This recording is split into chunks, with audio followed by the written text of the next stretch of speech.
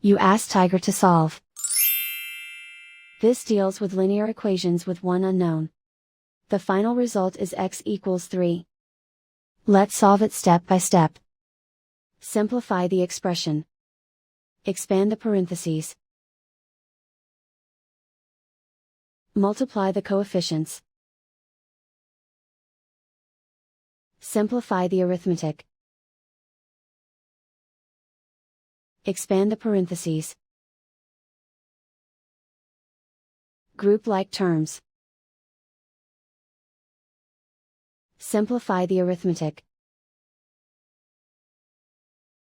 Group all constants on the right side of the equation.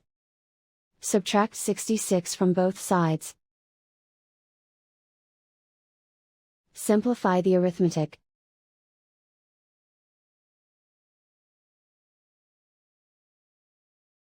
Isolate the x.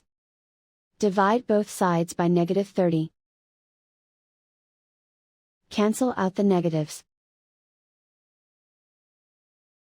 Simplify the fraction. Cancel out the negatives. Find the greatest common factor of the numerator and denominator. Factor out and cancel the greatest common factor. And so the final result is x equals 3.